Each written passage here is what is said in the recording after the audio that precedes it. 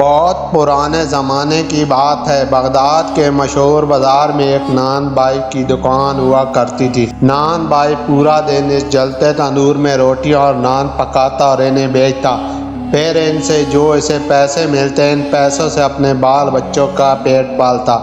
وہ نان بائی بہت ہی نیک اور رحم دل انسان تھا۔ اس نان بائی کے پاس کوئی بھی غریب آدمی آ کر روٹی کا سوال کرتا تو اسے مفت میں روٹی یا نان دے دیا کرتا تھا۔ جو بھی روٹیاں جل جاتی وہ ان سب کو قریبی دریا میں ڈال دیتا جسے مچھلیاں کھا لیتی۔ وہ انہیں دریا میں ڈالتے وقت ایک عجیب سی خوشی اور دلی سکون محسوس کرتا تھا۔ ایک دن اس نان بائی کے پاس ایک تاجر آیا۔ اس تاجر نے نان بائی سے کچھ نان خریدے۔ اس تاجر نے نان بائی سے نان خریدنے کے بعد وہ تاجر نان بائی سے بولا کہ مجھے آپ بھلے آدمی لگتے ہو، میں آپ کی کچھ مدد کرنا چاہتا ہوں۔ ویسے بھی مجھے کسی بھلے آدمی کی ضرورت ہے۔ تم یہ جو کام کرتے ہو اس سے بمشکل اپنے بال بچوں کا پیٹ ہی پال پاتے ہو۔ میں تمہیں کام پر رکھنا چاہتا ہوں، اس کے بدلے میں تمہیں ہر مہینے سونے کے 50 سکے دیا کروں گا، اور ہاں کام تمہیں یہ کرنا ہے 40 دن تک کوئی بھی کام نہیں کرنا۔ 41 دن میں تمہیں صرف 2 گھنٹے کے لیے کچھ کام کرنا ہوگا۔ نان بائی نے تاجر کی بات سنی تو وہ سوچنے لگا۔ اس کی سوچ پر تاجر کی باتوں پر بہت اثر ہوا۔ نان بائی سوچنے لگا مجھے یہ کام کر لینا چاہیے، تو نان بائی اس تاجر کے ساتھ اس کے گھر پر پہنچ گیا۔ اس طرح تاجر نے 40 دن تک نان بائی سے کوئی کام نہ کروایا۔ نان بائی سارا دن سکون کرتا۔ 40 دن گزرنے کے بعد اس تاجر نے نان بائی سے کہا وہاں اس جھونپڑی کے اندر جاؤ، وہاں پر ایک گھوڑا بندھا ہے اور اس گھوڑے کے پاس ہی تمہیں ایک بوری بھی رکھی ہوئی نظر آئے گی۔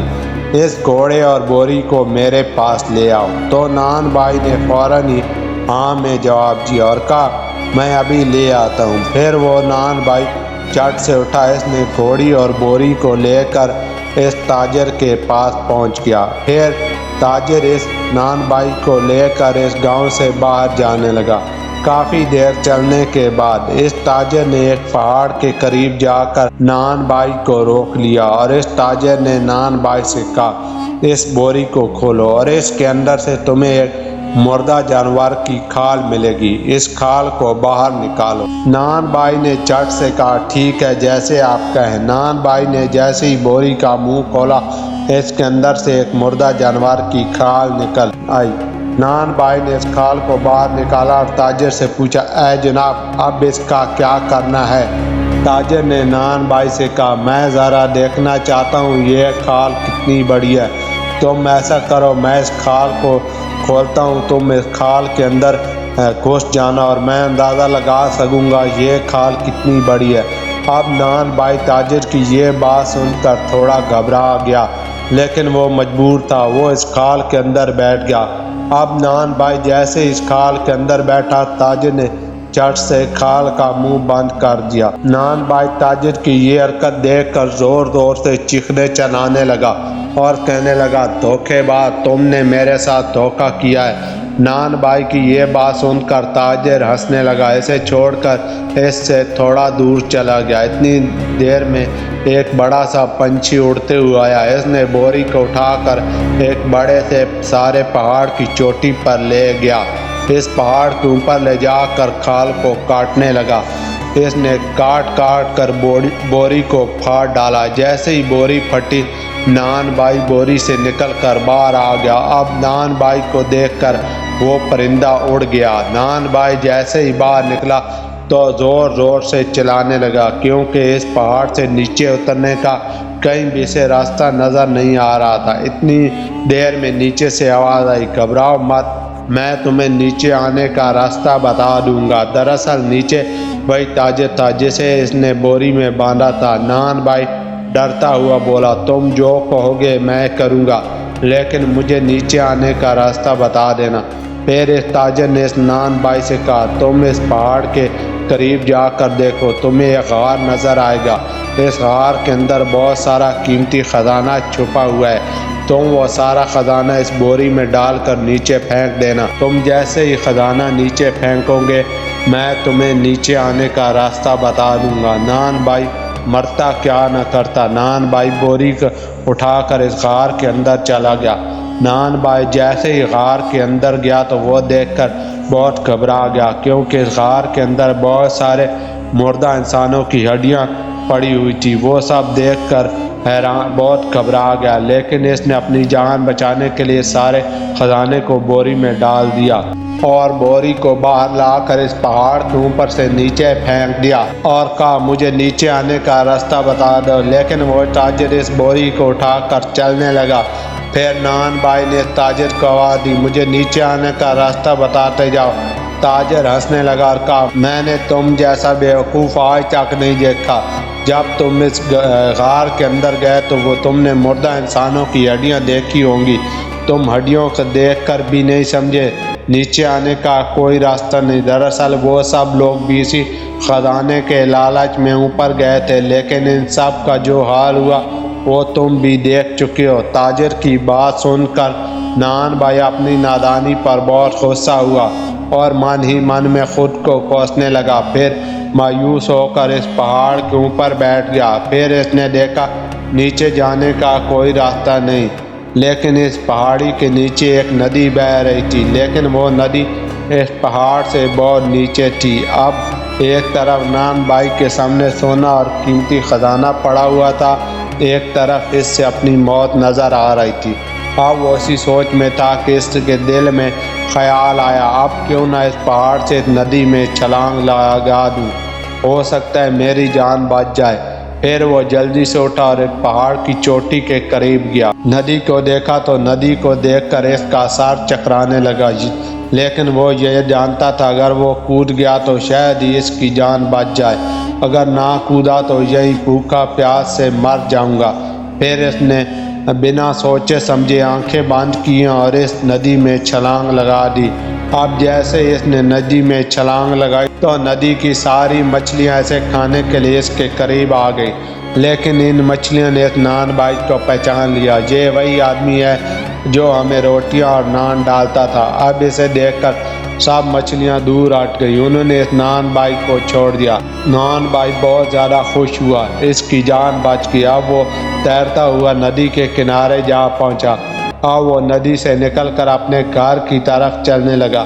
پھر وہ چلتا چلتا اپنے گھر پہنچ گیا۔ اس نے اللہ کا شکر ادا کیا اور وہ پھر سے جا کر اپنی دکان پر نان روٹیاں پکانے لگا۔ پھر کافی دن گزرنے کے بعد اس نے دیکھا وہی تاجر بازار میں پھر سے آیا ہے۔ اس نے دیکھا وہ تاجر بازار میں اعلان کر رہا ہے مجھے کسی بھلے آدمی کی ضرورت ہے جسے میں نوکری پر رکھوں گا، اسے 40 دن تک کچھ بھی کام نہیں دوں گا اور 40 دن اسے صرف 2 گھنٹے کے لیے کام کرنا ہوگا۔ اس تاجر کی آواز سن کر نان بھائی اس تاجر کے پاس بھیس بدل کر پہنچ گیا، بولا جناب مجھے کام کی ضرورت ہے، آپ مجھے کام پر رکھ لیجیے گا۔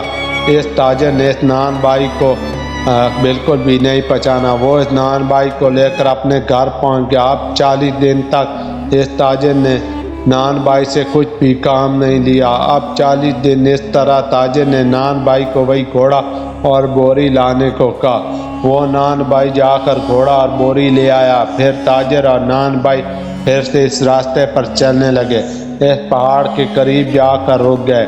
اس پہاڑ کے قریب جا کر تاجر نان بھائی سے بولا اب اس بوری کو کھولو، اس کے اندر سے کھال کو نکالو۔ پھر اس نان بھائی نے بوری کے اندر سے کھال کو نکالا۔ پھر تاجر نان بھائی کو کہنے لگا آپ تو اس کھال کے اندر بیٹھ جاؤ۔ نان بھائی تاجر کی بات سن کر بولا جناب مجھے اس کے اندر بیٹھنے کا طریقہ نہیں ہے، اگر آپ ایک بار ایسا کریں مجھے دکھا دیں میرے لیے آسانی ہو جائے گی۔ اب ایک بار اس بوری کے اندر بیٹھ جاؤ، مجھے پتہ چل جائے گا کس طرح بیٹھنا ہے۔ تاجر نان بھائی کی بات سن کر بولا ٹھیک ہے میں تمہیں بیٹھ کر دکھاتا ہوں۔ تاجر اس بوری کے اندر بیٹھ گیا۔ اب تاجر جیسے اس بوری کے اندر بیٹھا نان بھائی نے جھٹ سے اس بوری کا منہ بند کر دیا۔ پھر تاجر زور زور سے چلانے لگا، نان بھائی وہاں سے دور ہٹ گیا۔ پھر دوبارہ سے وہی پنچھی آیا، اس نے بوری کو اٹھا کر اس پہاڑ کی چوٹی پر لے گیا۔